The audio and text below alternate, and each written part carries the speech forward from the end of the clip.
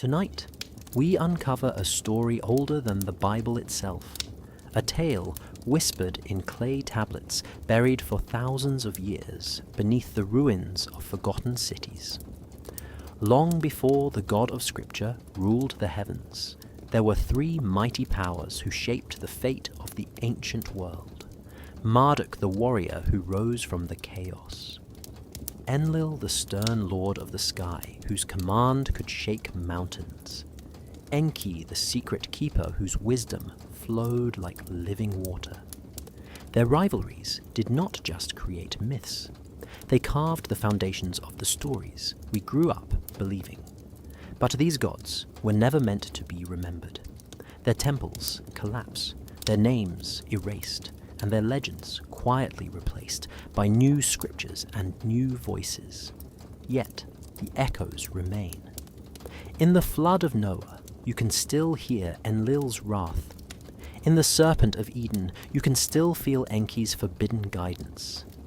And in the prophecies of saviors and chosen ones, you can still see the shadow of Marduk's ascent. For centuries, these connections were hidden, locked behind museum doors, university vaults, and yes, even deep within the sealed archives of the Vatican, where certain tablets have never been seen by the public. Those who tried to bring these forgotten stories to light often found themselves silenced, lost in academic exile, or simply erased from the record. Because once you trace biblical origins back to the cradle of civilization, the old gods rise again, and history no longer looks the way it was taught. So before you get too comfortable, remember to like the video and subscribe.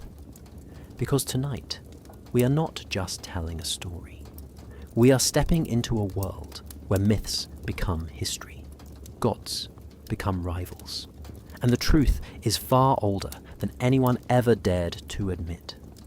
You are about to step into a part of history that most people never hear about, a place where the world before the Bible is still whispering beneath the dust. Imagine opening the first page of Genesis only to discover that the stories are far older than you ever imagined, and that before the God of Israel spoke light into existence, there were other voices shaping the world, ancient voices, forgotten voices, the gods of Mesopotamia. Their temples once towered over the earliest cities, their symbols carved into clay tablets long before anyone had heard of Abraham or Moses. Yet, these gods did not vanish. Their stories echo quietly inside the pages of the Bible in ways that most people never notice.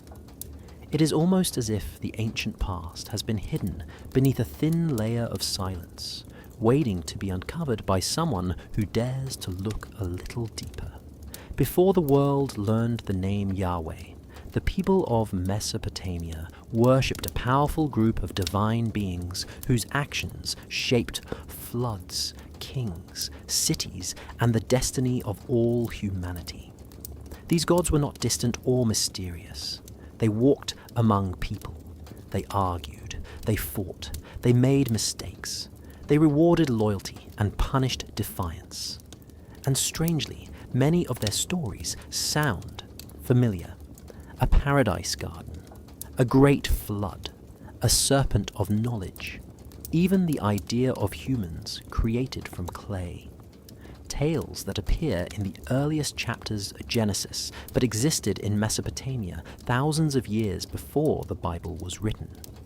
For centuries, these stories were buried underground in forgotten ruins, until explorers in the 1800s uncovered clay tablets written in a mysterious wedge-shaped script. When scholars began to translate them, they were stunned. The stories written on those tablets felt like the blueprint of the Bible. But even more shocking was the discovery that some of the biblical stories we think of as unique were actually echoes of far older myths belonging to the gods of Sumer and Babylon. Among these gods were three powerful figures. Enlil, the stern lord of the sky, whose anger could shake the earth. Enki, the wise god of deep waters who protected humanity with secret knowledge, and Marduk, the young warrior who rose to rule the heavens after defeating ancient cosmic forces. These were not gentle beings. They were complex and sometimes terrifying. Yet they shaped the imagination of the ancient world in ways we still feel today. When later civilizations wrote their sacred texts, they lived in the shadows of these earlier myths. The Hebrews, who would eventually write the Bible, lived for generations in Mesopotamia. They heard these stories. They walked among the temples. They saw the symbols of the old gods carved on walls and gates. And though they grew to worship one god above all, the older tales still flowed beneath their world, like a hidden river shaping their own stories, in ways that only become clear when we place the ancient tablets beside the pages of Genesis. As you begin this journey, remember this. History is never a straight line. It is a maze of forgotten paths. And somewhere within those darkened corridors lie the stories of gods who ruled the world long before the Bible began. Before the world had kings and empires, before the pyramids were raised, or the first stone city rose in the desert, the sky was said to be ruled by a council of powerful beings known as the Anunnaki. Their names were whispered in temples and carved into clay tablets. They were not a single god, but a gathering of divine rulers, each holding authority over parts of creation. When you hear their stories, you begin to see shadows of something familiar, because their meetings and decisions look very much like the biblical council of the Elohim that appears in ancient Hebrew texts. It raises a question that few people ever think to ask. Did the idea of a heavenly assembly come from a much older world? The Anunnaki were believed to be the children of the primeval gods, and they formed a kind of cosmic government. At the center of this council stood three figures whose rivalry shaped the destiny of both heaven and earth.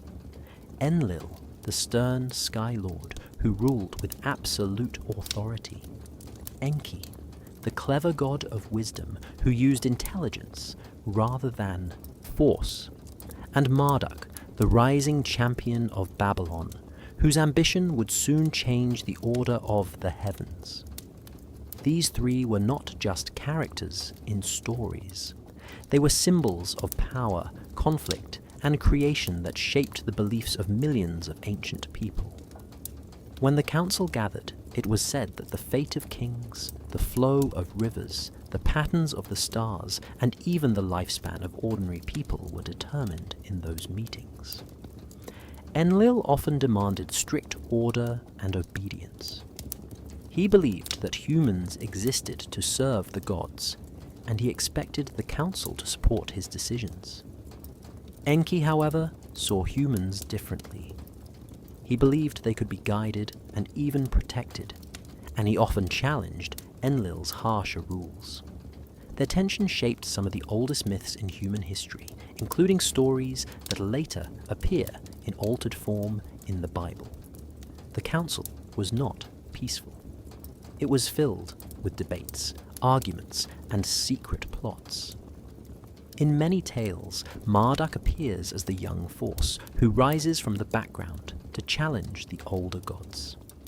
Babylonian priests described him as the hero who defeated chaos itself, earning a seat among the Anunnaki, and later claiming the throne as their king. His rise mirrors other myths in world history, including the idea of a chosen one, or a divine ruler who conquers darkness and brings order. What makes the story of the Anunnaki so fascinating is how closely it lines up with passages in ancient Hebrew scripture, where God stands among other divine beings, the Elohim, and makes decisions in their presence. Some scholars argue that the idea of a heavenly council did not suddenly appear in the Bible, but grew out of much older Mesopotamian traditions that the early Hebrews had lived around for centuries. As you explore the stories of the Anunnaki, you begin to feel the weight of a forgotten world. A world where gods governed like kings, and where every decision echoed down to earth, shaping rivers, cities, and entire civilizations. This divine court was not just myth. It was the blueprint for how ancient people understood power, the universe, and their own place in it. Long before written history, long before the Bible took shape in the ancient world, there was a figure whose name carried both power and fear. Enlil. To the people of Mesopotamia, he was not just a god in the sky. He was the sky. His voice was thunder. His breath was the wind that swept across the plains. His laws were said to be the foundation of civilization itself, and his anger was something people prayed they would never witness. When you study the oldest myths of Sumer and Akkad, you begin to understand why so many ancient stories describe sudden disasters, storms, floods, and punishments sent from above. To them, these events were not natural accidents. They were warnings from the Storm Lord. Enlil ruled from a heavenly palace, and his throne room was described as a place where no one dared to speak unless invited. He was the kind of ruler who expected absolute obedience from gods and humans alike. If a city grew too loud or a king grew too proud, Enlil would not give a gentle reminder. His punishment fell like a roar from the heavens. In many of the earliest tales, the other gods feared him, yet followed him, because he was believed to be the one who separated heaven from earth and set the world in order, a being that powerful could not be questioned. When you read later biblical texts, something surprising begins to appear. The character of the early Old Testament God sometimes mirrors the traits of Enlil, a God who sends floods when humanity becomes corrupt, a God who punishes cities for their behavior, a God whose voice shakes mountains and whose presence is described like a storm. These similarities are not proof, but they show a deeper connection between the stories of the ancient world. The Hebrews lived for centuries among cultures that worshipped Enlil, and his influence may have seeped into their memory, shaping how they imagined divine authority. Among the Mesopotamian people, Enlil had a reputation for being strict, but also responsible for the stability of society. He enforced cosmic law. He decided which kings were worthy of power. He determined when kingdoms would rise and when they would fall. In one ancient poem, he punished humanity with a great drought. In another, he allowed a destructive flood to sweep across the world. These stories became foundations of the civilizations that followed, creating a pattern where divine anger and divine justice were always connected. One of the most dramatic tales involving Enlil describes how he decided humanity had become too noisy. He believed their chaos disturbed the gods, so he planned their destruction. Only one god dared to defy him. Enki the Wise One secretly warned a human named Ziusudra, telling him to build a boat to survive the coming disaster. This story was written long before the story of Noah, but the pattern is familiar. A storm, a chosen survivor, a world washed clean, a stern sky god whose decision changed history. To the ancient world, Enlil was not evil. He was order. He was discipline. He was the force that kept the universe in balance, even if that balance came with fear.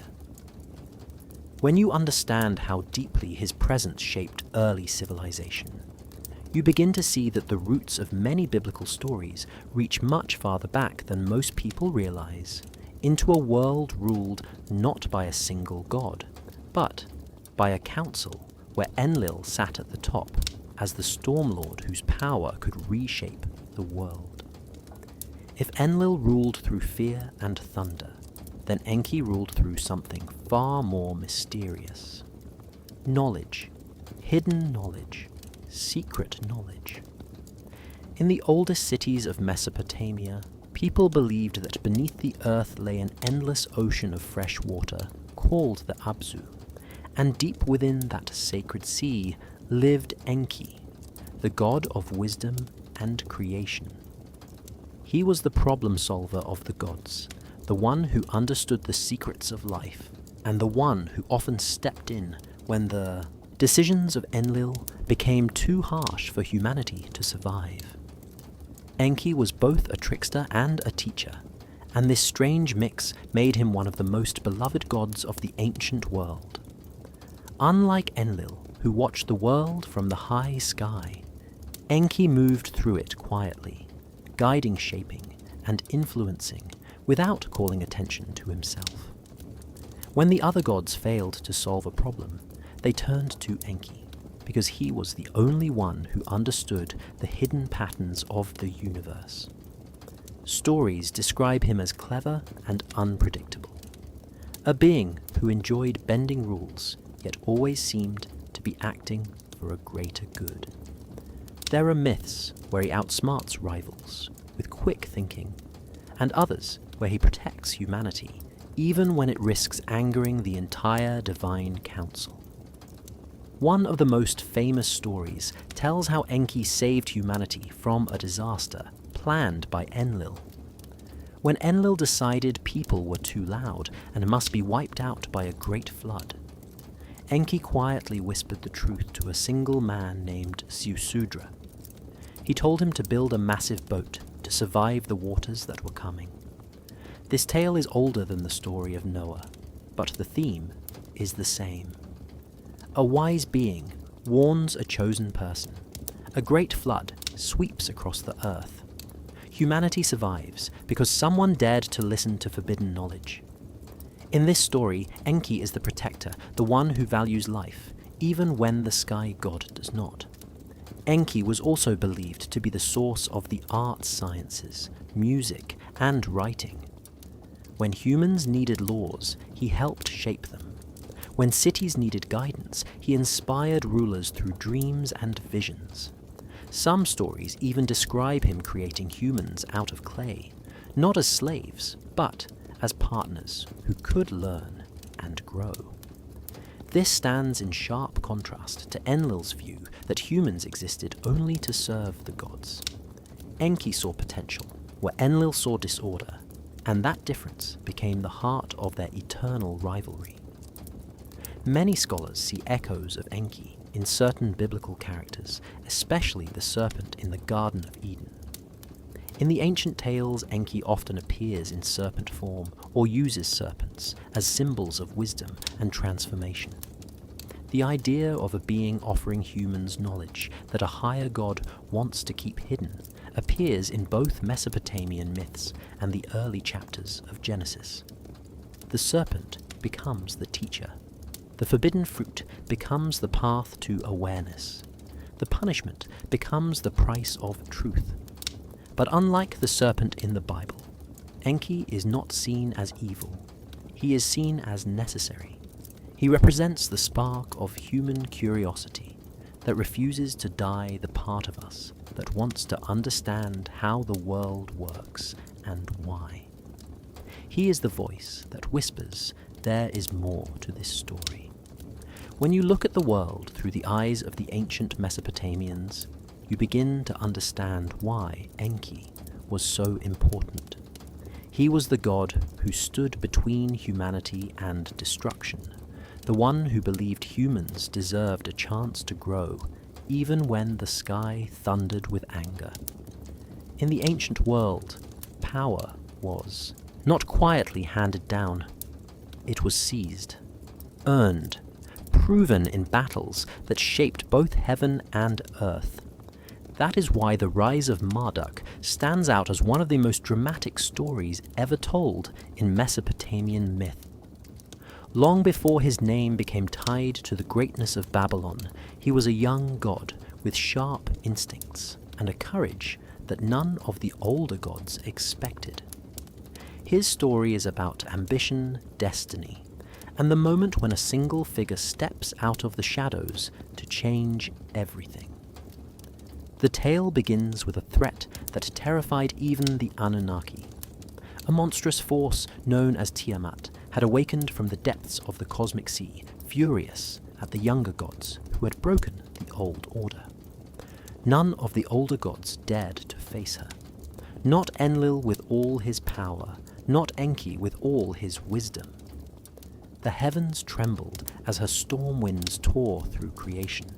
The divine council was desperate, and in that moment the young warrior Marduk stepped forward and offered a deal. He would defeat Tiamat, but only if the gods agreed that he would become their new king. It was a bold demand for someone so young, but the council knew they had no choice. Armed with magical winds and weapons forged by the gods, Marduk marched into battle. The ancient poem describing this fight paints him as fearless. He confronts Tiamat head-on, even as her roars shake the heavens. In a final burst of power, he traps her with his winds, pierces her with an arrow, and splits her vast body in two. From her upper half, he forms the sky. From her lower half, he forms the earth. Creation is reshaped not through gentle design, but through the victory of a warrior who believed he was destined for greatness. When Marduk returned to the council, the gods kept their promise. They placed the tablets of destiny in his hands, giving him control over the structure of the universe. They declared him king of the gods, lord of heaven and earth. Babylon later celebrated this moment every year during its New Year festival by reciting the story known as the Enuma Elish. In their eyes, Marduk was not only a hero, but the divine power behind their entire civilization. What makes Marduk's rise even more fascinating is how closely it mirrors later religious ideas about a single supreme deity, defeating chaos and bringing order. The Bible speaks of God conquering the deep waters and ruling over creation. Later, Christian writings speak of a divine figure triumphing over cosmic evil. These stories are not identical, but the pattern is clear. A young or chosen figure rises above older forces, destroys chaos, and becomes ruler of heaven. For the people of Babylon, Marduk was proof that power could shift, that even the mightiest gods could be replaced by someone stronger, more determined, and more aligned with the future. His story shows how civilizations used myth to explain their own rise to power. Babylon rose because their god rose. Their king ruled because their god ruled. Marduk's ascent was not just a victory in a myth, it was a message carved into the heart of Babylonian identity. A reminder that strength and courage could reshape the world, and that even the throne of heaven was not beyond reach for those bold enough to claim it. Long before humans wrote their first stories, the gods were said to have fought battles so massive that their echoes shaped the world forever. These were not simple disagreements. These were cosmic wars, where the sky shook, the earth split, and destinies were carved into stone tablets that controlled the entire universe.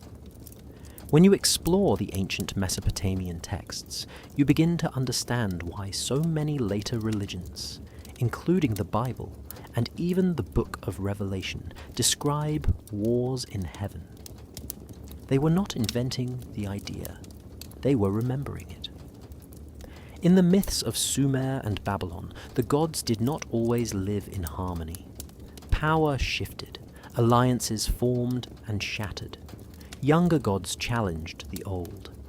Every choice they made affected both the heavens above and the world below. At the center of many of these conflicts were the tablets of destiny. these tablets were not symbolic. They were believed to be real objects that granted ultimate authority. Whoever held them controlled fate itself. They could decide which cities would rise, which kings would fall, and how the universe would flow from one age to the next. Because of this, every god sought them. Every god feared losing them, and every war seemed to circle around who deserved to hold them. One of the most dramatic tales tells of a chaotic force rising from the deep. Tiamat, the ancient being of the cosmic sea, unleashed an army of monstrous creatures to punish the younger gods for breaking the old order. Her chosen champion, Kingu, was given the tablets of destiny, and with them he became almost unstoppable. The heavens trembled. The other gods panicked.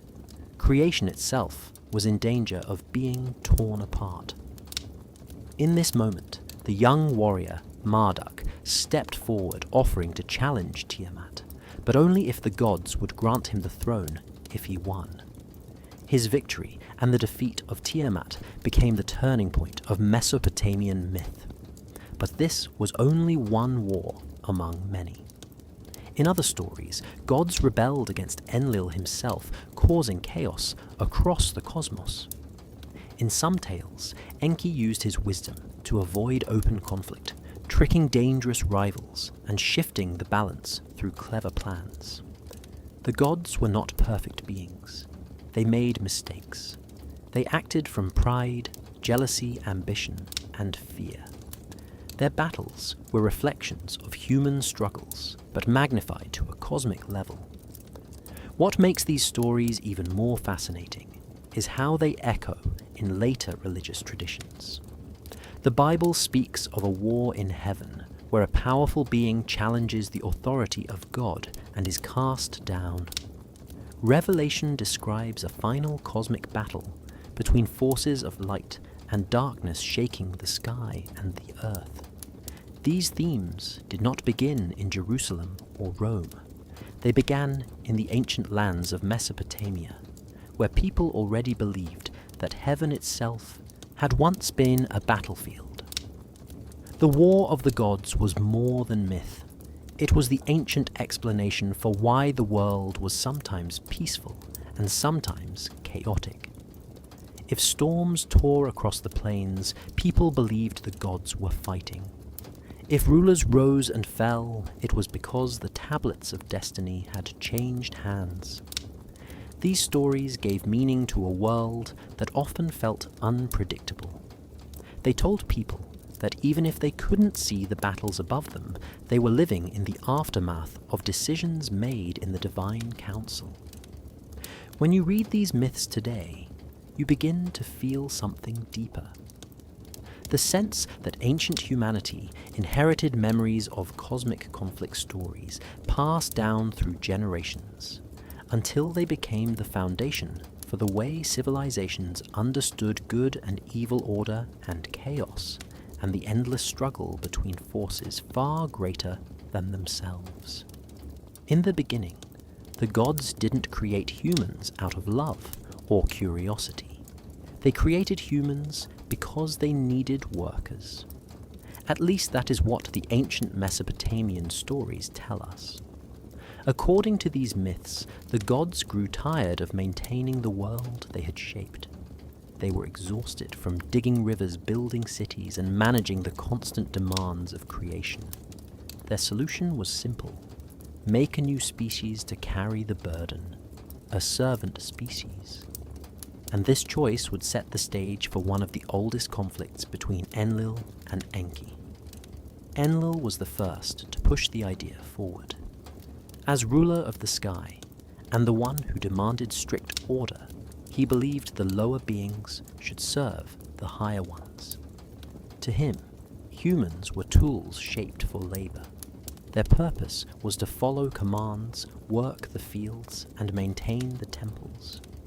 Enlil did not see them as equals. He saw them as a workforce created to bring peace to the tired gods and to make life easier for the divine realm. But Enki saw something different. As the god of wisdom and water, he understood the power of knowledge and creativity. When the council agreed to create humans, it was Enki who stepped forward to shape them. He mixed clay with the essence of a fallen god, giving humans something no one expected: intelligence, curiosity, the spark of something more.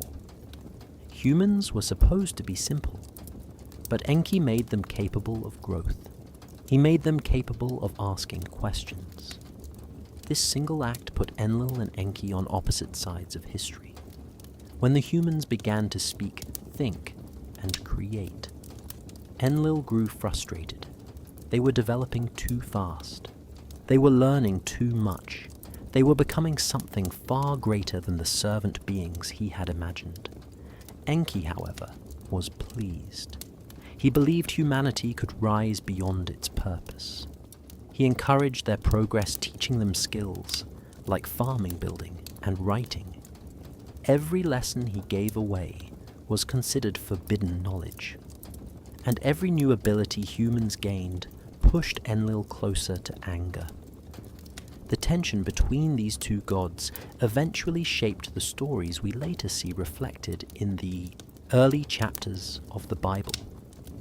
The idea of humans created from clay appears in the book of Genesis.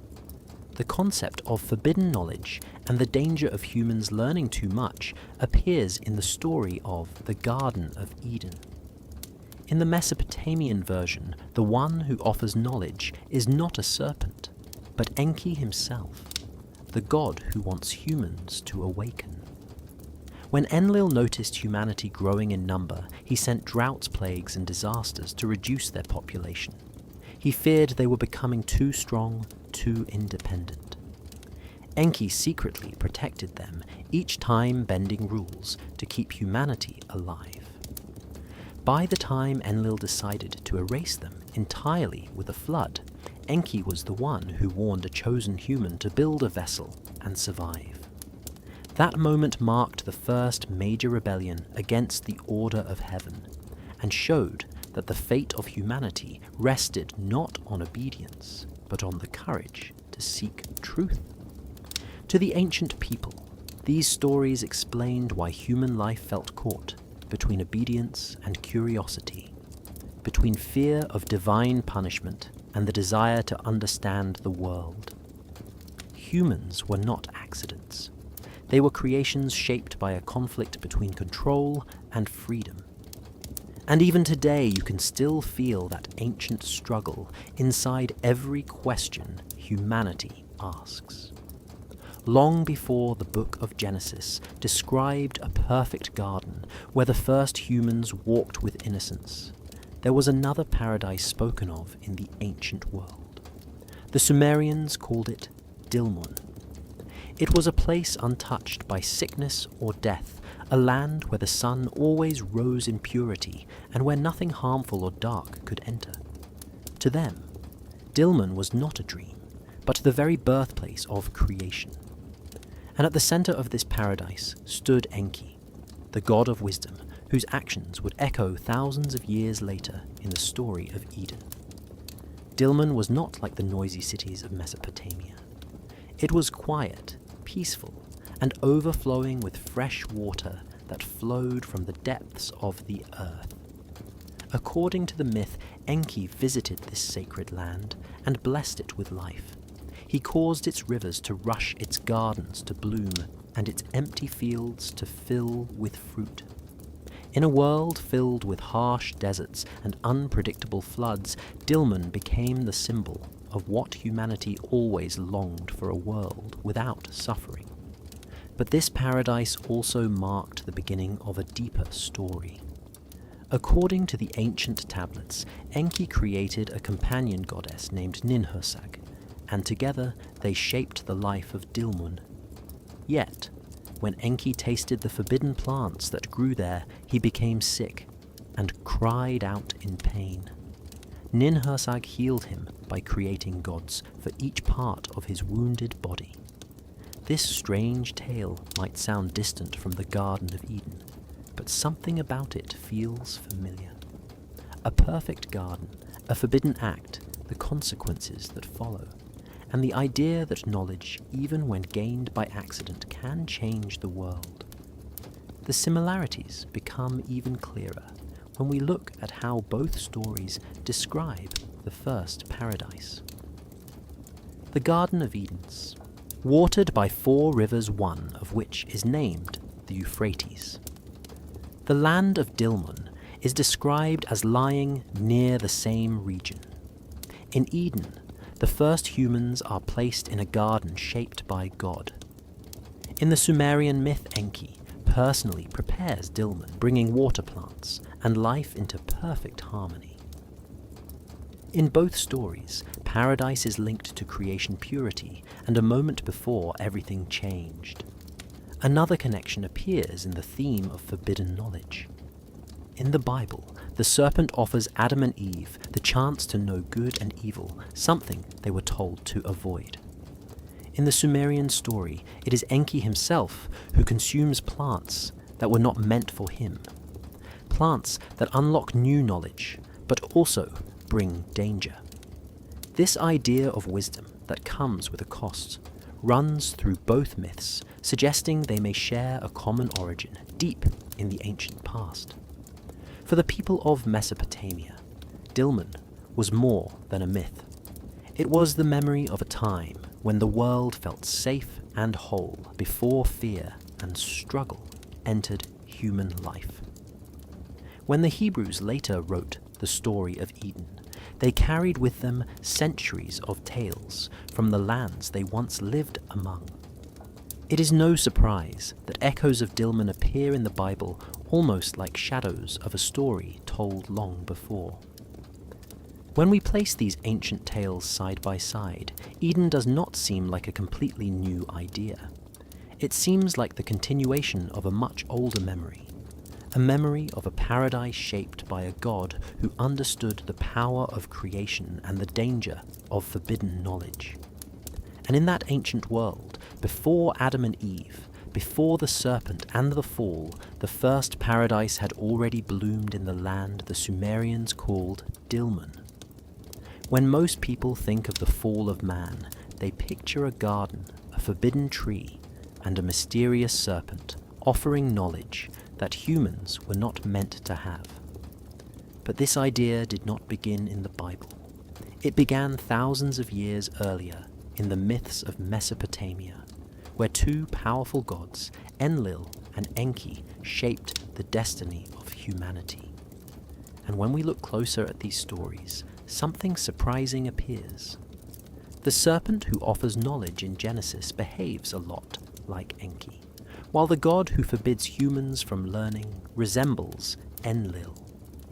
In the ancient Mesopotamian world, Enki was known as the giver of wisdom. He was the one who broke rules to help humans learn skills that made life possible. Farming, building, writing, mathematics, and even medicine were all said to come from him. Enki understood that knowledge made humans stronger and more capable. To him, curiosity was a gift, not a sin. This attitude is reflected in a very old symbol associated with him, the serpent, not as a creature of evil, but as a sign of transformation, healing, and awakening. Enlil, however, saw the world differently. As the ruler of the sky and the strict enforcer of divine law, he believed that humans should remain obedient and limited. He did not want them gaining knowledge that could challenge the authority of the gods. In many stories, Enlil tries to restrict human progress. He reduces their numbers. He punishes them when they grow too independent. He fears what they might become if they learn too much. This ancient dynamic sets the stage for one of the most famous stories in the world, the moment when humans first choose knowledge over obedience. In the book of Genesis, the serpent encourages Adam and Eve to eat from the tree of knowledge, telling them that it will open their eyes. This scene mirrors the older Mesopotamian tales where Enki secretly gives humans the skills that Enlil forbids. The idea is the same. A powerful being wants humanity to remain unaware, while another wants them to awaken. Even the symbol of the tree appears in both traditions. In Sumerian myths, sacred trees represent life wisdom and the connection between heaven and earth. Enki is often shown near these trees, or surrounded by flowing rivers of knowledge. The tree in Eden carries the same meaning. It is the gateway to understanding. It is the moment when innocence becomes awareness. When Adam and Eve eat the fruit, their eyes are opened, and they realize they are more than simple beings placed in a garden. They become aware of themselves, of good and evil, of the world around them. This awakening is exactly what Enlil feared in the older stories. It is the moment he tried to prevent by limiting human knowledge. The punishment that follows in Genesis also echoes the ancient myths. Humans are driven out of paradise, just as Enlil tried repeatedly to remove or reduce humanity when they gained too much power. The god who enforces the punishment in the Bible behaves very much like Enlil, the strict ruler who values order above curiosity. So when we look at the fall of man through this older lens, the serpent no longer appears as a villain.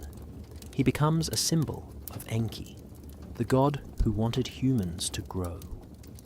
The act of eating the fruit becomes the moment humanity steps into awareness.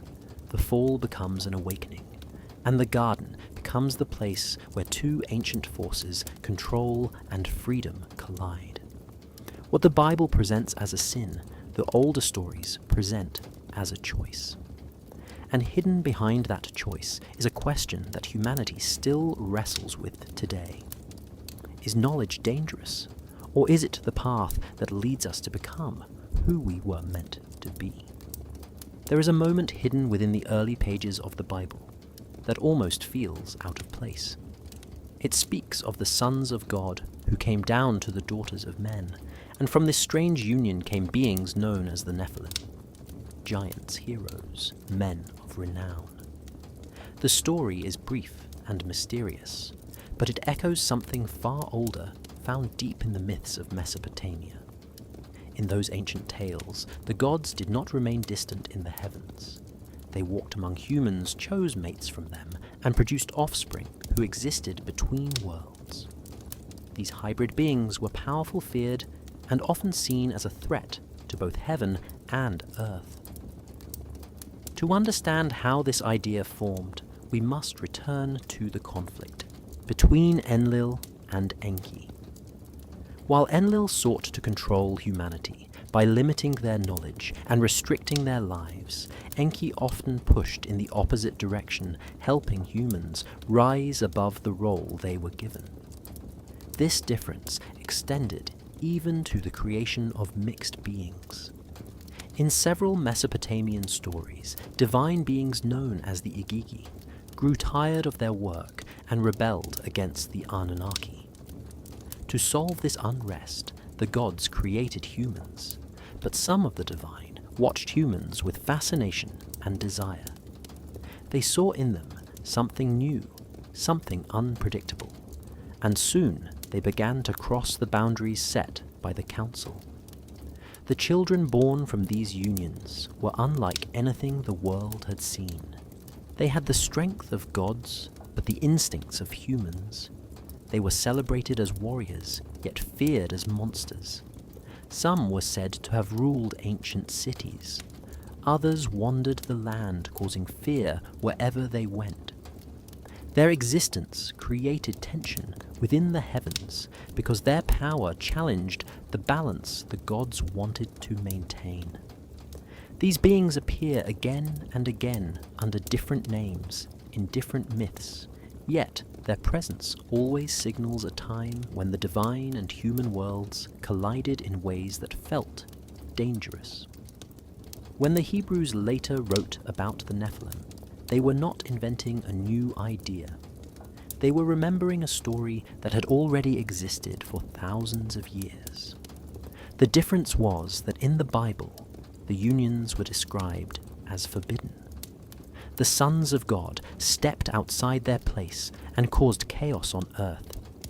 Their children were not destined heroes, but beings whose existence contributed to the corruption that led to the Great Flood. This shift in tone reflects the same struggle we saw with Enlil and Enki. The desire of some divine beings to elevate humanity clashed with the laws enforced by higher gods who believed such connections should never happen. The rise of these hybrid beings also shaped the fears of ancient kings. In many cultures, kingship was believed to be divine in origin, yet the memory of the Nephilim created a warning. What happens when beings with divine blood grow too strong? What happens when they ignore boundaries and reshape the world according to their own power? These questions haunted rulers who worried that such beings could return, or that their own power might someday be challenged by giants born from forbidden unions. In the end, the story of the Nephilim is not just about giants. It is about the price of crossing worlds. It is about the danger that comes when the divine interacts too closely with humanity. And it is about the ancient belief that power mixed with desire can create beings who are both incredible and terrifying. The myths of Mesopotamia and the words of Genesis both point to the same truth. Whenever gods and humans come together, the world is changed forever and not always for the better. Long before the story of Noah's Ark was ever written, a much older tale swept across the ancient world. It spoke of a great flood that nearly wiped out all life, and of two powerful gods whose rivalry shaped the fate of humanity. Enlil, the strict ruler of the sky, wanted humans erased, believing they had become too noisy, too independent, and too dangerous. Enki, the trickster sage who had helped create humans, refused to let them die.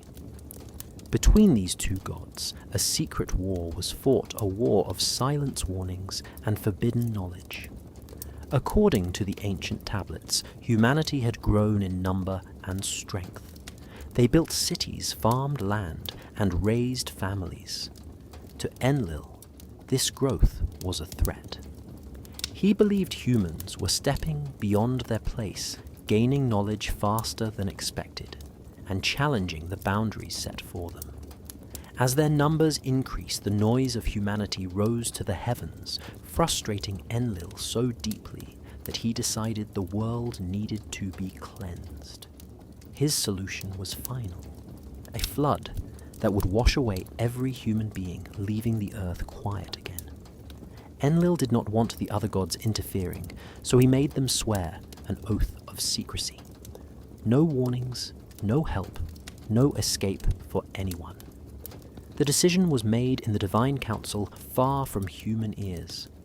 But one god silently rebelled. Enki, who had shaped humanity from clay, refused to watch his creation suffer. Bound by oath, he could not openly warn humans, but he could bend the rules. Through a dream, through a whisper, through a hidden message, he passed the truth to a man named Ziusudra, also known in Akkadian stories as Utnapishtim, a man who would later echo into the Bible as Noah. Enki instructed him to build a great vessel sealed with pitch made strong enough to survive the storm. He told him to gather his family animals and everything needed to restart life after the waters fell. To the humans around him, Ziusudra must have seemed insane, building a massive ship when the skies were clear and the rivers calm. Yet, he obeyed the warning. When the time came, the heavens burst open. Rain fell for days and nights, while underground waters rose from the deep. Cities drowned. Mountains disappeared beneath waves. Even the gods panicked at the destruction they had unleashed. When the storm finally ended, Ziusudra stepped onto dry land and offered a sacrifice. The gods gathered. Enlil was furious that anyone had survived. He wanted complete silence on Earth. He wanted the world wiped clean. But Enki stood before him and argued that humanity deserved a second chance. The flood had been too harsh, too absolute. After a long argument, Enlil finally relented and blessed the survivor, giving him long life and peace. When this story travelled across centuries and reached the Hebrews, it changed in tone, but not in heart. Noah became the chosen survivor. The ark became a symbol of faith. But behind that story, the echo of the older tale remains. A God who destroys, a God who saves. A secret warning whispered in the darkness. The flood was not only a disaster, it was the moment humanity learned that the gods themselves were divided, and that our survival sometimes depended on the one brave enough to break the rules of heaven. If you could step back into the world of ancient Mesopotamia, you would not just see cities, you would see thrones of heaven built on earth. Every great kingdom had a single goal: to become the chosen home of a god. These cities were not designed for people alone. They were made as gateways between the human world and the divine. And at the center of these sacred places stood the three greatest seats of power tied to the three gods whose rivalry shaped history. Eridu, the city of Enki; Nippur, the holy ground of Enlil; and Babylon, the rising star of Marduk. Our journey begins in Eridu. According to ancient texts, this was the first city ever created, a place where civilization itself was born. Eridu was shaped around the temple of Enki, the god of wisdom and fresh water. The people believed his sacred waters flowed beneath the city, bringing life, learning, and healing. Unlike the harsh rule of Enlil, Enki's influence made Eridu feel like a place of creativity. Here, priests practiced early forms of science, studying stars, plants, and medicine. Clay tablets describing math and engineering were stored in quiet rooms beneath the temple. To the ancient world, Eridu was a spark of hope, the city of beginnings. Travel north and you reach Nippur, the city no king dared to rule. Nippur did not belong to humans. It belonged to Enlil, the Stormlord and master of divine law. His great temple named the Ekkor rose above the land like a mountain built by both gods and men. Nippur was the spiritual capital of Mesopotamia. Kings from every kingdom came here to receive legitimacy. Without Enlil's blessing, a ruler was nothing. The city was strict, quiet, and heavy with ritual. Priests guarded ancient laws carved into stone.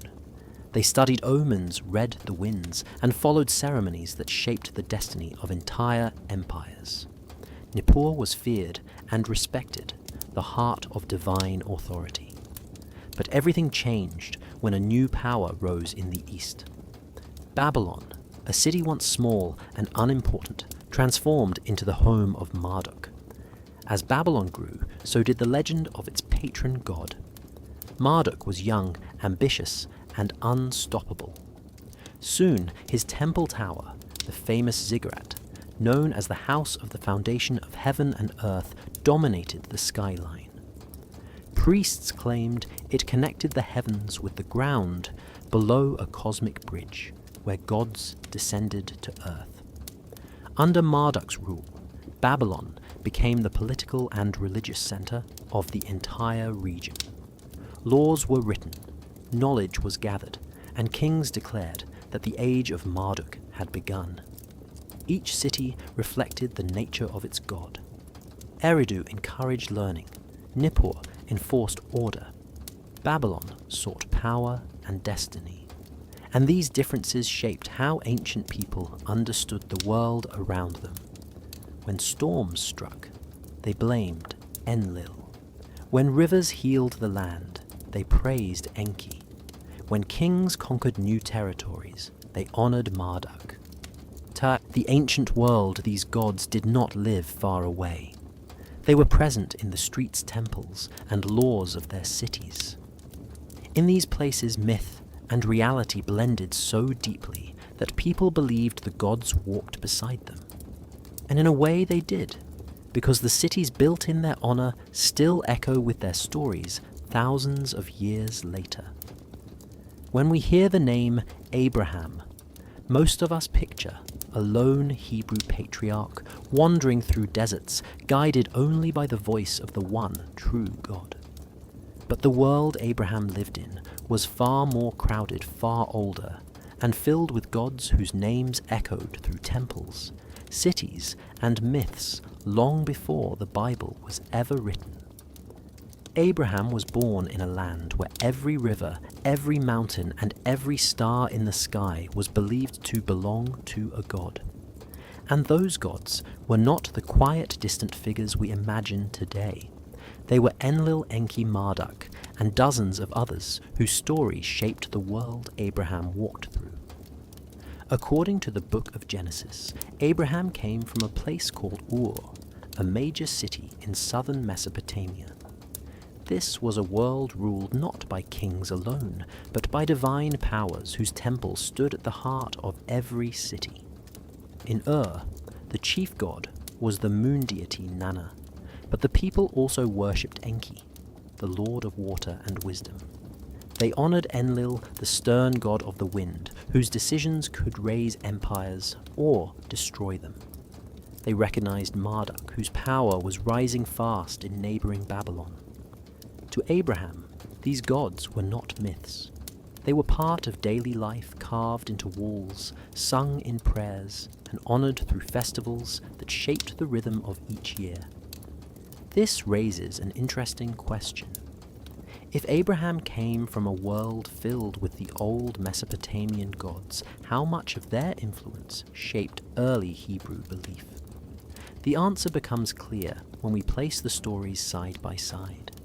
The flood of Noah mirrors the flood of Ziusudra, where Enki helps a chosen man survive Enlil's destruction. The Garden of Eden echoes the Garden of Dilmun, crafted by Enki long before the Hebrew story existed. Even the idea of a divine council appears in the Bible, where God stands among the Elohim, just as the Mesopotamian gods gathered in their heavenly court. These parallels suggest that Abraham carried fragments of older myths into the new faith he would later form. When Abraham left Ur, he did not just walk away from a city. He walked away from a world dominated by Enlil's authority and Marduk's rising power. He stepped into a journey where a new idea of God began to take shape. A God who combined the wisdom of Enki with the authority of Enlil and the kingship of Marduk. A God who did not live in a single city or require a towering temple to rule. A God who was not bound by the old divine councils, but stood above them. Yet the memories of those earlier gods never disappeared. They lived on in the stories Abraham told his children, in the echoes of ancient myths that blended into Hebrew tradition. The early Hebrews adopted Mesopotamian writing tools, building styles, and agricultural methods. They entered a world shaped by older civilizations and slowly began carving their own identity within it. Understanding Abraham's world does not weaken the Bible. It enriches it.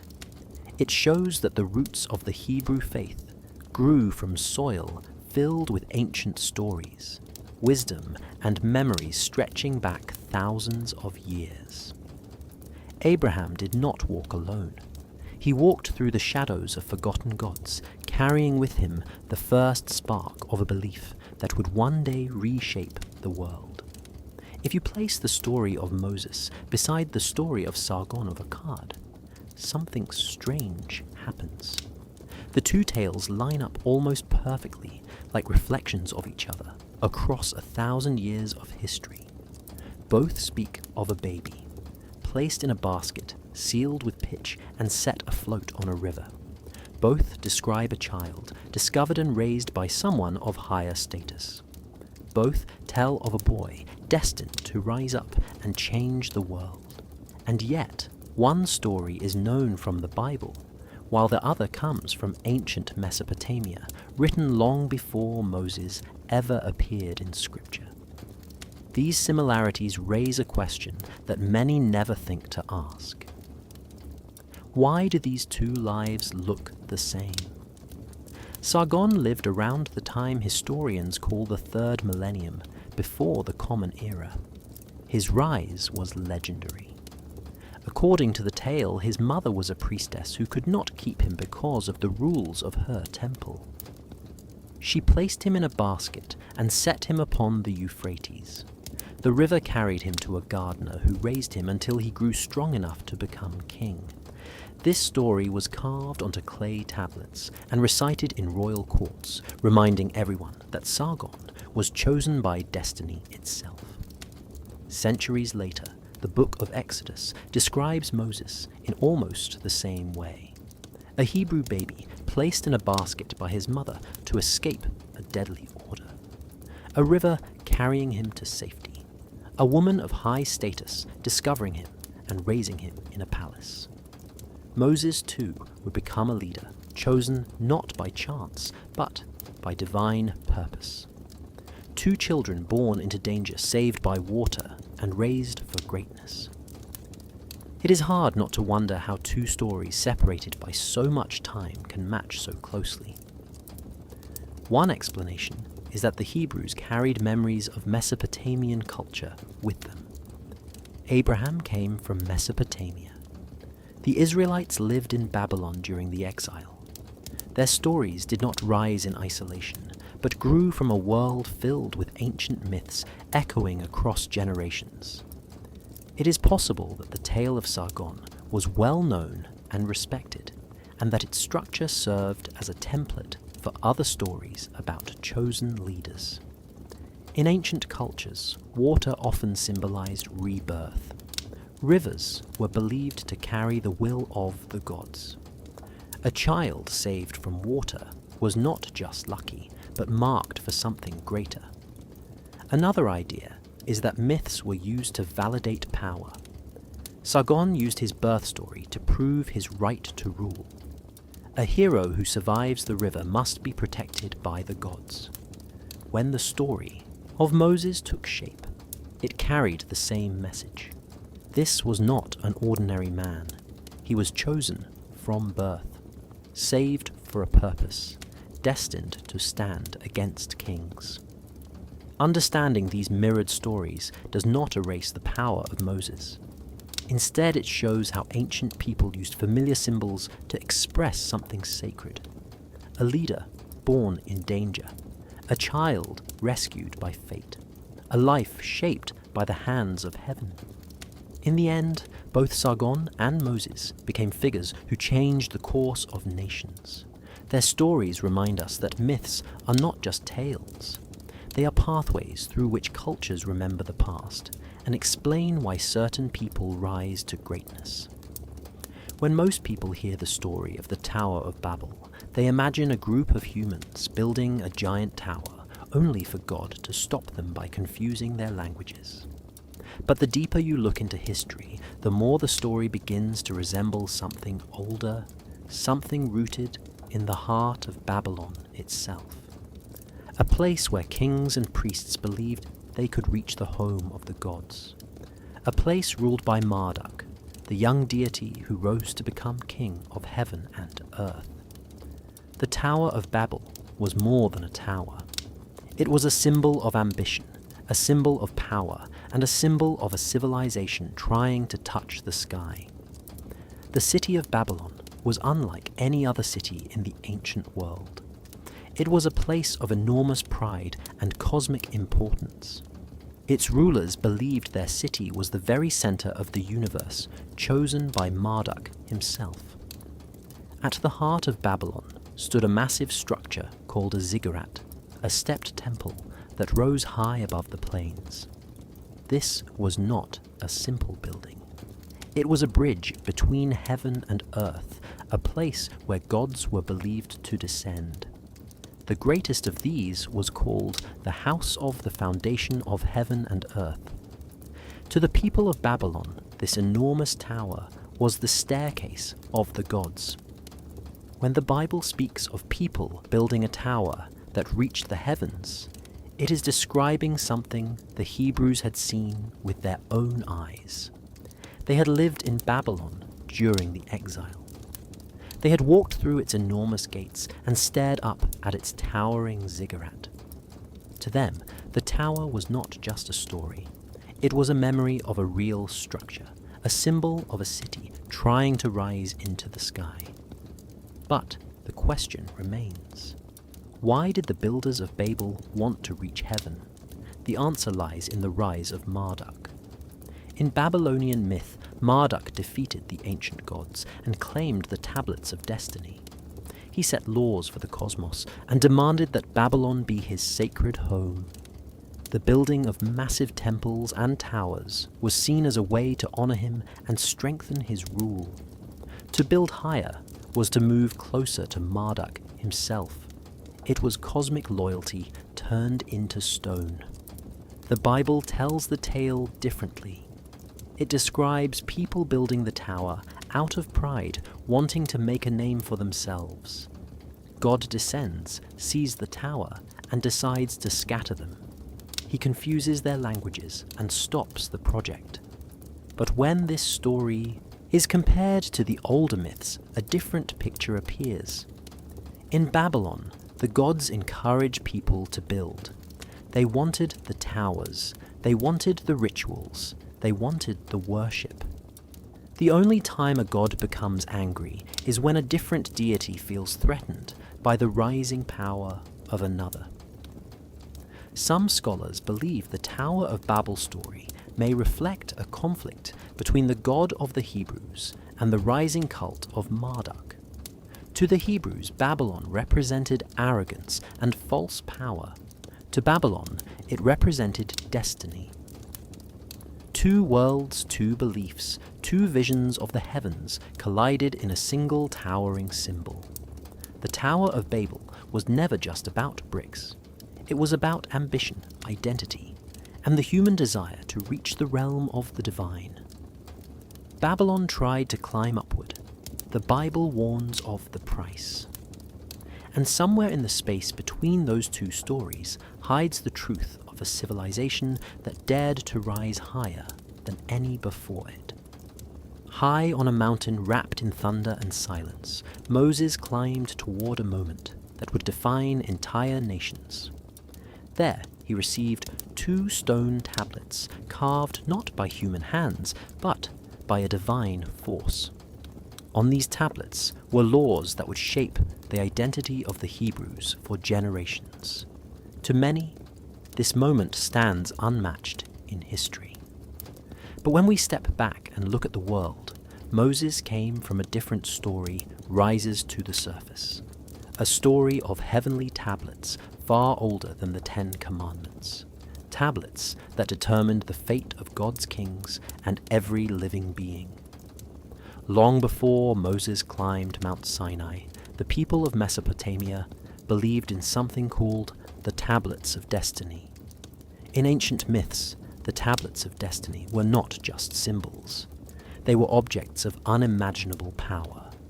Whoever held them controlled the order of the cosmos. They determined which gods ruled, which kingdoms rose, and which lives ended.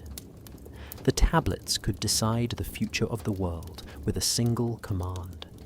They were believed to be written in the language of the gods, sealed with secrets no mortal could ever understand. For centuries, they passed between divine hands. First, the sky god Anu held them, then Enlil. Later, they were stolen in a cosmic war and claimed by Marduk when he rose to become king of the gods. When we compare these ancient stories to the moment Moses receives the 10 Commandments, the similarities become impossible to ignore. In both tales, a chosen figure ascends a sacred mountain. In both tales, divine tablets are given as a sign of authority. In both tales, these tablets reshape human destiny and connect heaven with earth. The only difference is that in the Bible, the power of the tablets is placed in the hands of a single God who needs no counsel or rivals. The divine message becomes moral law instead of cosmic fate. Yet the structure of the story mirrors the older Mesopotamian myths almost perfectly. Another striking detail is the idea that writing itself comes from the gods. For the Sumerians, writing was invented in the temples. Priests believed they recorded instructions originally kept on heavenly tablets. Laws, kingship, and order were all traced back to the divine realm. When Moses receives written commandments, it reflects that ancient belief that true law must come from above, not from the mind of a king, but from the hand of a god. Even the destruction and replacement of the tablets fits the older pattern. In Mesopotamian stories, the tablets of destiny are sometimes stolen, broken, or rewritten during struggles among the gods. Their loss or recovery signals massive changes in human history. In Exodus, when Moses breaks the first set of tablets, after seeing the golden calf, it marks a break in the covenant. The second set symbolizes renewal, a pattern deeply familiar to the people of the ancient Near East. Understanding these connections does not reduce the importance of the 10 Commandments. It actually places them in a much larger story. A story where ancient cultures believed that the universe itself was governed by divine writing. A story where mortal lives were shaped by heavenly decrees carved in stone. The moment Moses carried those tablets down the mountain, he was stepping into a tradition that stretched back thousands of years. A tradition that began with the tablets of destiny and ended with a new vision of divine law that would change the world forever. When people imagine angels, they often picture glowing beings with wings, halos, and gentle voices. Demons, in turn, are painted as twisted shadows, born of evil and chaos. But these familiar ideas did not begin in the Bible. Their roots stretch much deeper into the ancient world, into the temples and cities of Sumer, where the first civilizations carved strange winged figures into stone walls and wrote about spirits who carried messages between the realms. The origin of angels and demons lies not in Jerusalem, but in the far older world of Mesopotamia. In Sumer, the gods were powerful, but they were also distant. They needed servants, beings, who could travel between heaven and earth, deliver commands, and carry out tasks that shaped human destiny.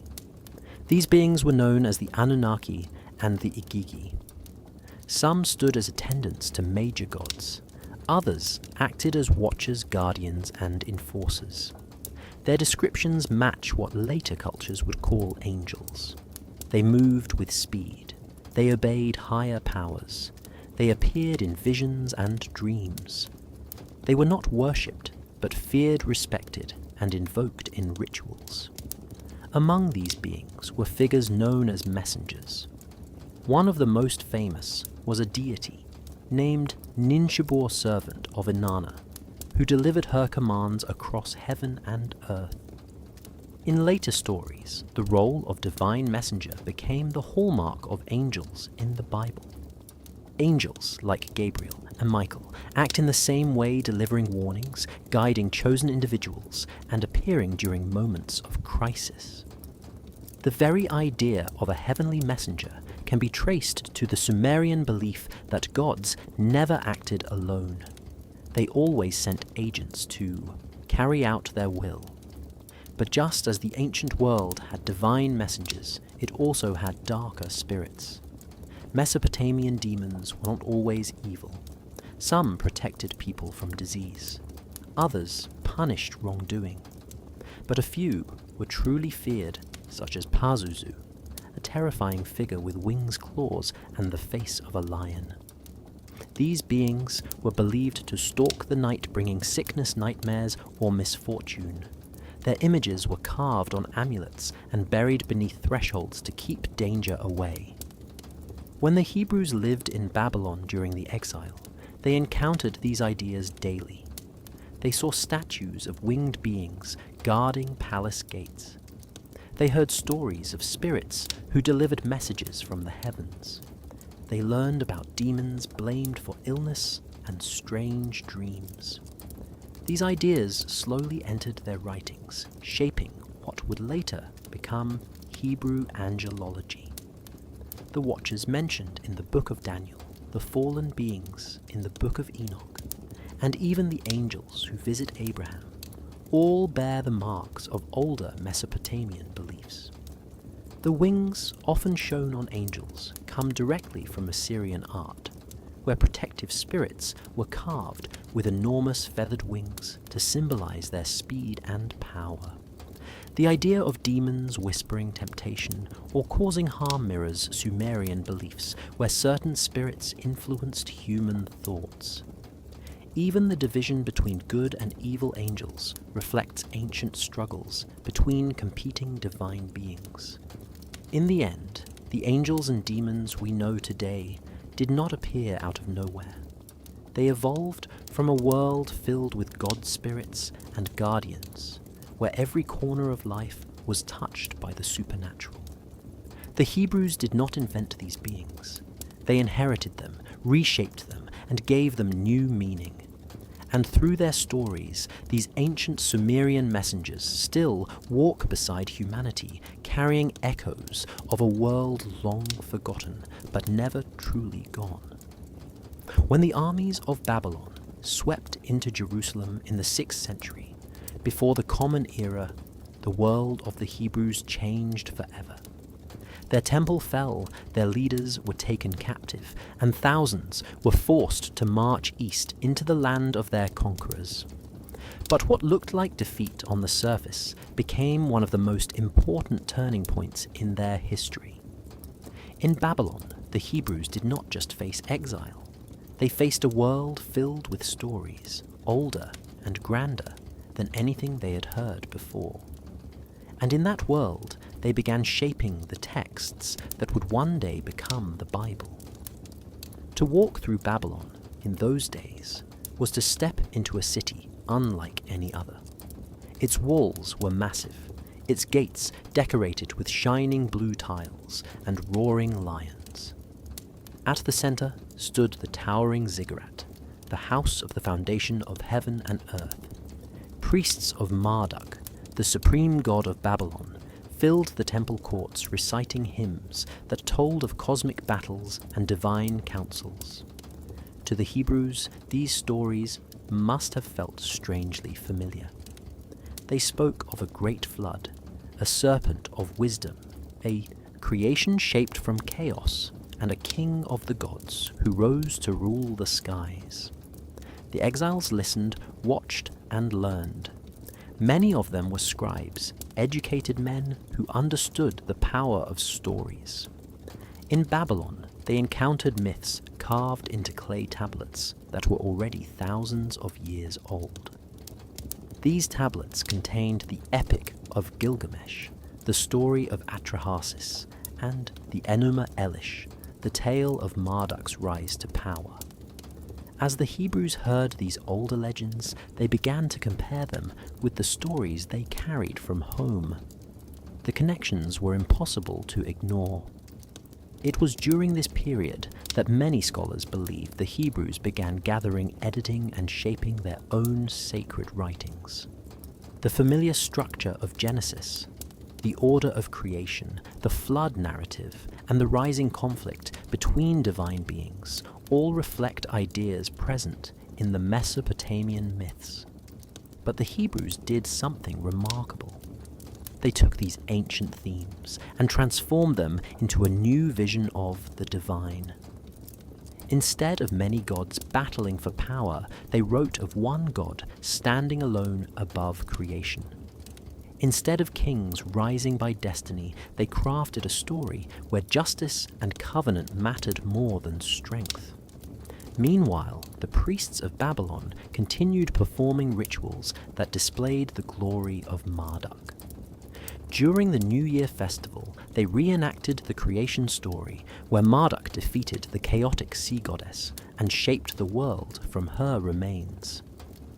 To the Hebrews, this story may have inspired their own version of creation, where God brings order to the deep waters through spoken command instead of violence. The ideas were similar, but the message changed. The exile became a meeting place between two civilizations. The Hebrews learned from the libraries of Babylon, but they did not copy blindly. They reshaped the ancient myths into a narrative that protected their identity and preserved their faith.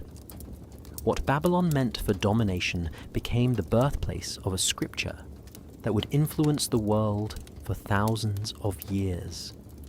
In the end, the exile was not just a punishment. It was a classroom, a forge, a moment when the Hebrews confronted the myths of the old world and transformed them into something new. And in the shadows of Marduk's temples, the stories that would one day define Judaism, Christianity and Islam began to take their final shape.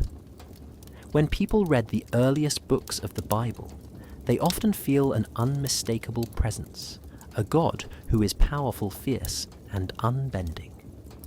A God who brings floods, destroys cities, demands obedience, and punishes those who step out of line. This image of Yahweh has puzzled readers for centuries. Why does the early biblical God appear so strict, so intense, so driven by law and judgment? To answer that question, we must look farther back into history, long before the Bible was written, into the oldest myths of Mesopotamia, where a god named Enlil ruled with the same iron authority. The similarities between Enlil and early Yahweh are so striking that scholars still debate whether the Hebrews once encountered the shadow of this ancient storm lord. Enlil was one of the most powerful gods in Sumer. He ruled from the city of Nippur, and his word was absolute. When Enlil gave a decree, it was not advice. It was law. He was the god of wind judgment, kingship, and divine order. His emotions shaped the fate of entire civilizations. When humans grew too loud, Enlil sent droughts.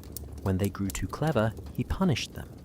And when he finally lost patience, he unleashed the Great Flood to wipe them out completely. This part of the story is nearly identical to the flood narrative described in the book of Genesis, where Yahweh sees human wickedness and decides to cleanse the earth with water. In both tales, a single righteous man survives after being warned by a more compassionate being. The echoes do not end there. Enlil often tested loyalty through harsh demands. Yahweh does the same. Enlil punished cities that defied him. Yahweh did as well with places like Sodom and Gomorrah. Enlil commanded kings and expected absolute obedience. Yahweh demanded the same from prophets and leaders. Even the way their laws were delivered feels familiar. Enlil issued commands through tablets and divine messengers, while Yahweh carved the 10 Commandments onto stone after speaking through fire and smoke. Both gods are surrounded by thunder. Both speak through storms. Both guard their authority with terrifying force. Yet, the most revealing comparison comes from how both gods treated human independence.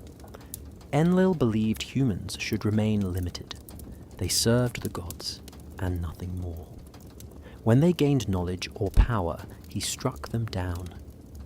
The early biblical God often acts in the same way, keeping humanity dependent, guarding forbidden knowledge, and punishing rebellion. In the Garden of Eden, Yahweh forbids the tree of knowledge, much like Enlil resisted any human attempt to rise above their status. But something changes over time. As the Hebrew tradition grows, the image of Yahweh softens. His laws become balanced with mercy. His anger becomes tempered by compassion. his covenant becomes a source of hope instead of fear. Enlil never transforms in this way. He remains strict and distant until the end of Mesopotamian myth. This difference shows how the Hebrews reshaped the harsh figure of divine authority into something new. They took the ancient memory of a storm god and wove it into a more complex relationship between God and humanity. Understanding the similarities between Enlil and early Yahweh does not erase the uniqueness of the Bible. Instead, it shows how ancient people interpreted divine power through the world they knew. It reveals that the Hebrews inherited stories shaped by older civilizations, then transformed them into a new vision of faith. And behind the early thunder of Yahweh, one can still faintly hear the echo of Enlil the Storm Lord, whose laws once shaped the fate of kings and the lives of all humankind. When people think of the serpent in the Garden of Eden, they imagine a creature of temptation, a liar who tricks humanity into disobedience. But this image is not the only way the serpent was understood in the ancient world. Long before the Bible was written, the serpent was a sacred symbol linked to healing knowledge and transformation. And in Mesopotamia, the serpent was closely connected to Enki, the god of wisdom, the protector of humanity, and the one who often defied heaven to give forbidden knowledge to humans. When these two worlds overlap, the serpent in Eden begins to look less like a villain and more like the echo of an older teacher. Enki was known as the god who loved humanity enough to challenge the decisions of harsher gods. He gave humans writing, farming, medicine, and the skills needed to survive. In many stories, he acted in secret, whispering warnings, teaching hidden truths and guiding mortals when the divine council forbade it. His symbols included flowing waterfish, and most importantly, the serpent, which represented intelligence rebirth and the ability to shed one form and evolve into another. To the ancient mind, the serpent was not evil. It was enlightenment. When the story of Eden finally took shape, the Hebrews were living in a world surrounded by older myths. They had heard of Enki. They had heard of gods who offered forbidden knowledge. They had heard of paradise gardens protected by powerful beings. So when the serpent appears in Genesis offering wisdom and opening the eyes of Adam and Eve, the parallels stand out. Just like Enki, the serpent gives humans the chance to awaken. Just like Enki the serpent challenges a divine command. Just like Enki the serpent reveals that knowledge can change everything, even if it comes with a price. But here, the story takes a different direction. In Mesopotamian myths, Enki is celebrated for helping humanity break boundaries. In the Hebrew story, the serpent becomes a symbol of rebellion and danger. Some scholars believe this shift was intentional. The Hebrews were forming a belief system centered around one God, a God who demanded loyalty and obedience. If older stories praised the giver of forbidden knowledge, the Hebrews needed to reverse that idea. What was once a heroic act became a fall. What was once a gift became a curse. Even the tree in the middle of the garden mirrors the sacred trees found in Mesopotamian art, where Enki is often shown beside a tree of life with streams of wisdom flowing from its branches. In Eden, the tree becomes a test, a moment where humans must choose between obedience and understanding. When the serpent speaks, it pushes them toward awareness, just as Enki once guided humanity toward progress. The consequences also reflect ancient myths. When Adam and Eve eat the fruit, they awaken and immediately face punishment. In Mesopotamian stories, Enlil punished humans whenever they gained too much knowledge or power. The pattern is the same. A wise being elevates humans. A strict ruler becomes angry, a paradise is lost. Seeing the serpent through the lens of Enki does not change the meaning of the Eden story. Instead, it reveals how ancient cultures transformed older myths into new teachings. The serpent becomes more than a deceiver. It becomes a reminder of humanity's oldest struggle, the desire to understand the world, even when the gods say no. And behind that ancient serpent, the shadow of Enki still lingers a forbidden teacher whose spark of wisdom continues to shape the human story. Long before anyone spoke the name Jesus, before the idea of a savior walking the earth was ever imagined, the people of Mesopotamia told stories of a god who rose to save the world from chaos. His name was Marduk, and to the ancient Babylonians, he was not only a king of heaven, but a figure of cosmic rescue. His story carried many of the same themes that later shaped the image of a Messiah, someone chosen, destined, and empowered to bring order to a broken world. When you place these stories side by side, the similarities begin to shine through like pieces of a forgotten pattern. In the oldest texts, creation is not peaceful. It begins with chaos, a swirling sea monster named Tiamat, threatening to destroy everything the younger gods had built. None of the older gods dared face her. They were terrified, overwhelmed, powerless against the rising darkness. In this moment, Marduk steps forward, not because he is the strongest, not because he is the oldest, but because he is willing to fight when no one else will. He tells the divine council that he will defeat Tiamat if they grant him kingship over all creation. It is a moment that feels strangely familiar. A chosen figure offering to save the world if only he is accepted as its rightful ruler. Armed with winds and weapons forged by the gods, Marduk confronts Tiamat in a battle that shakes the heavens. In the end, he slays her, and from her body he shapes the world. Light emerges from darkness. Order rises from chaos. Life becomes possible again. To the Babylonians, this was not just a myth. It was a promise that whenever evil rose, someone chosen would appear to fight back.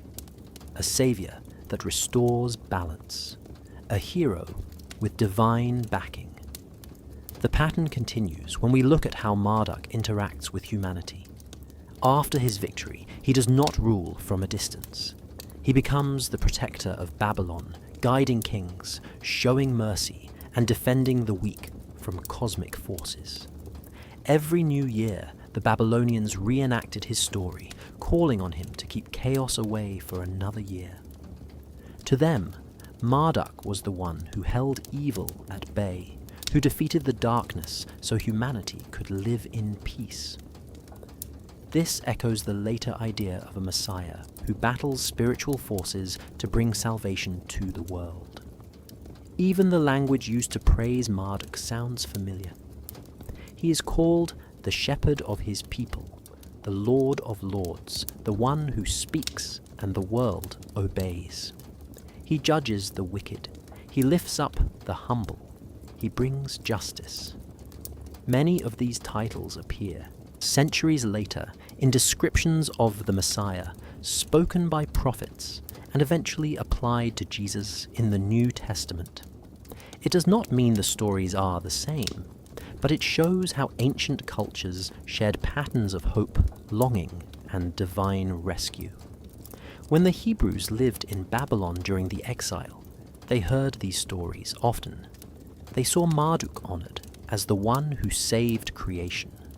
They watched rituals reenacting his victory over darkness. These ideas did not erase their own beliefs, but they may have shaped the expectations of a coming savior. A chosen one, a warrior of light who would defeat chaos and restore the world. Understanding Marduk as an early savior figure does not change the meaning of later religious stories. Instead, it shows that humanity has always looked for someone to rise in times of darkness, someone who stands between destruction and survival, someone who brings order back to a world that feels broken. Before the idea of the Messiah was ever written, Marduk carried that role in the hearts of ancient people. And his story leaves a trail of clues showing how the world-saving hero became one of the oldest and most powerful archetypes in human history. Long before telescopes, long before modern astronomy, people stared at the night sky and believed they were looking into the kingdom of the gods. In ancient Babylon, the stars weren't distant balls of fire. They were living symbols, expressions of divine beings whose movements shaped the fate of the world. The sky was a map of prophecy, and every constellation carried a story. This belief system, known as astral worship, became one of the most powerful religious ideas of the ancient world, and its influence reached far beyond Mesopotamia, shaping Hebrew prophecy and even the earliest symbols of Christianity. In Babylon, priests studied the heavens with incredible precision. They watched the rising of Venus, linking it to the goddess Ishtar. They tracked Jupiter, the star of Marduk, which they believed marked the rise and fall of kingdoms. They charted the cycles of the moon and planets, building one of the first zodiac systems in history. To them, the sky was a divine language, and if you learned to read it, you could understand the will of the gods. Their zodiac eventually formed 12 major signs, each linked to a different divine force. This structure looks almost exactly like the zodiac still used today, which shows just how deeply their ideas survived. When the Hebrews were exiled in Babylon, they suddenly entered a world where astronomy and religion were fused together. They saw priests climbing ziggurats to read omens in the stars. They heard predictions about the birth of kings tied to planetary alignments. They learned that each month, each hour, and each season was ruled by different deities whose power rose and fell with the sky. These ideas began to influence Hebrew writings, especially prophecy. Books, like Daniel and Ezekiel, are filled with celestial imagery wheels. Within wheels thrones of fire beasts from the sky and signs written among the stars. These visions make far more sense when placed in the context of Babylonian star religion. Even the idea of angels connected to specific stars comes from Mesopotamia, where heavenly beings were believed to move with the planets. The phrase host of heaven in the Bible originally referred to these astral powers. Later, Jewish texts describe angels tied to constellations reflecting the same system used by Babylonian sky priests. The influence continued into early Christianity. The story of the Magi who follow a star to find the newborn Jesus only makes sense in a world shaped by Babylonian astrology. The Magi were not simple travelers. They were descendants of Persian and Mesopotamian astronomer priests who spent their lives reading the sky for signs of divine events.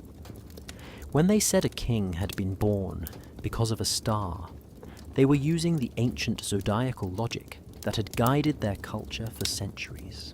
Even Christian symbolism adopted astral ideas.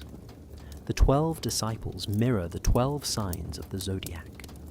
The lamb, as a symbol of Jesus, connects to the age of Aries. The fish symbol of early Christians reflects the age of Pisces, which astrologers say began around the time of Jesus' birth.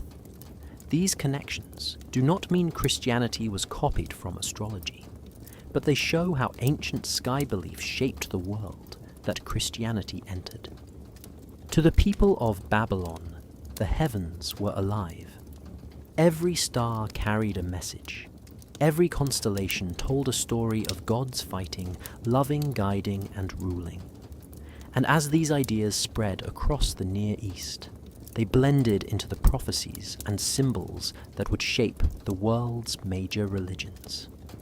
Behind every ancient story of a sign in the sky, behind every prophetic vision, behind the Star of Bethlehem itself, stands the shadow of Babylon, where the zodiac of the gods was first written across the night. Across the world, ancient stories lie locked away on clay tablets, written in a language most people have never even seen. These tablets hold some of the oldest memories of humanity, tales of gods' rulers, cosmic wars, and forgotten worlds that existed long before the Bible.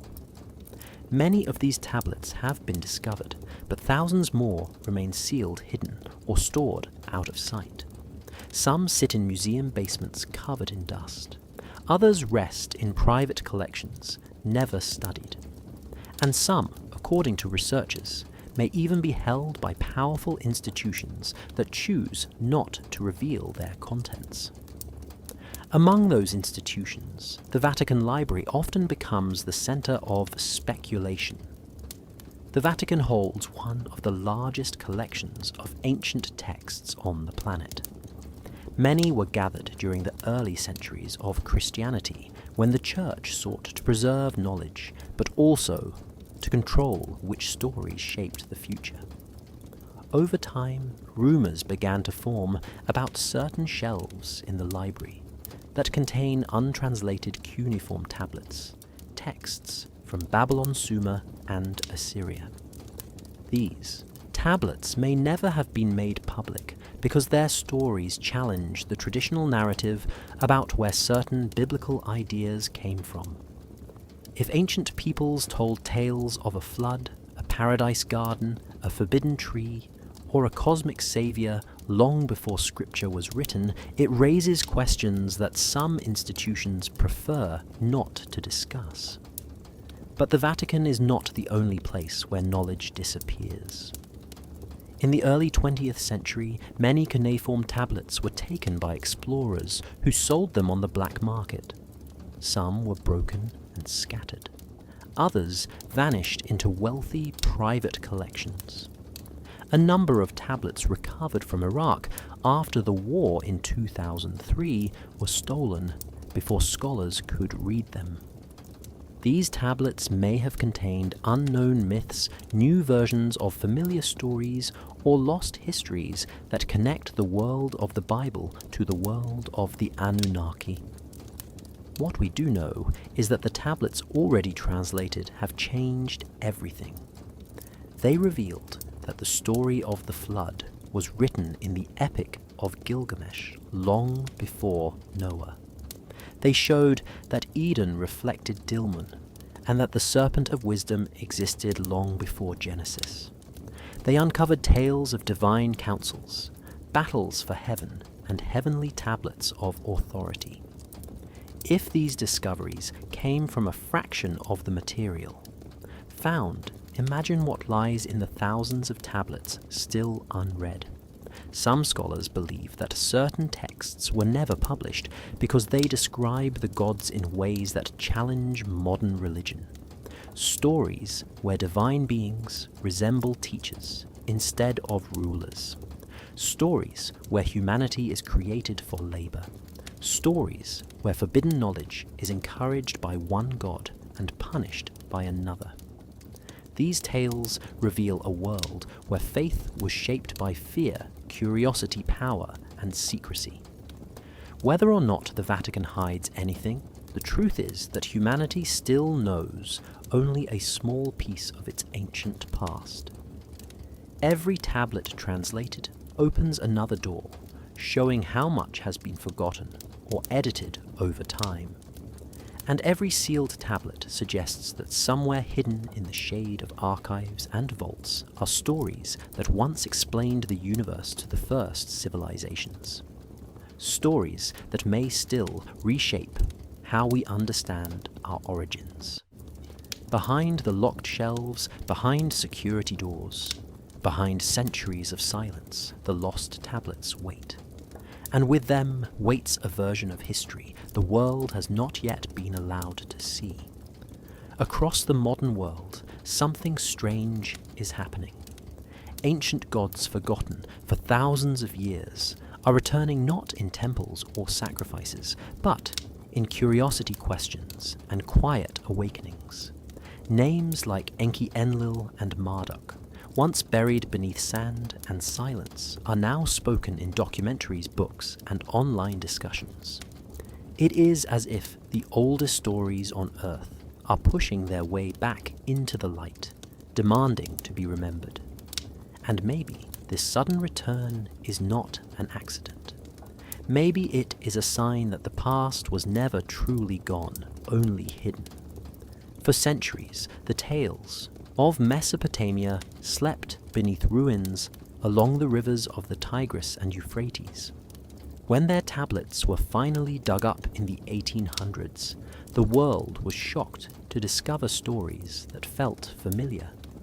A paradise garden, a great flood, a tower reaching toward heaven, a serpent who teaches instead of deceives. These were stories people thought belonged only to the Bible. Yet here they were older, deeper, carved in clay long before the earliest Hebrew texts were written. As these discoveries grew, so did the realization that the roots of biblical stories might reach back to forgotten gods who shaped the earliest civilizations. Today, researchers, historians, and everyday people are returning to these myths because they sense something missing in the official story. For so long, the ancient world was shown as primitive, and its gods dismissed as superstition. But the more we study them, the more we find a powerful truth. These gods were not simple idols. They were symbols of knowledge, nature, authority, and cosmic order. They represented the fears and hopes of entire civilizations, and many of their characters seem mirrored in biblical figures. Enlil, the strict lawgiver; Enki, the wise helper; Marduk, the victorious savior. These patterns echo across time, as if the stories were retold for new generations under new names. There is another reason the old gods are resurging. People today are surrounded by information, and yet feel disconnected from their origins. They want answers about who we are and where our earliest beliefs came from. The Mesopotamian stories offer a doorway to a time when humans first asked those questions. They show a world full of mysteries, where the line between God and human was thin, where knowledge was sacred, and where the fate of civilizations was written in the stars. By returning to these ancient tales, people are not rejecting modern faith. They are searching for the missing chapters that explain how faith evolved, and why certain stories spread around the world. The old gods return because they never truly left. Their fingerprints are on every page of human history. They shaped kings, laws, temples, and myths, and their voices still whisper from broken tablets and ancient cities. As we rediscover them, we begin to see the Bible not as a standalone story, but as part of a much older tapestry woven by many cultures over thousands of years. In the end, the return of the old gods is not about worship. It is about remembering. It is a reminder that the past is larger than we were taught, that the stories we inherited were shaped by civilizations long forgotten, and that somewhere beneath the surface of our modern world, the ancient echoes still call us back to the beginning, where myths were born and gods walked beside humanity.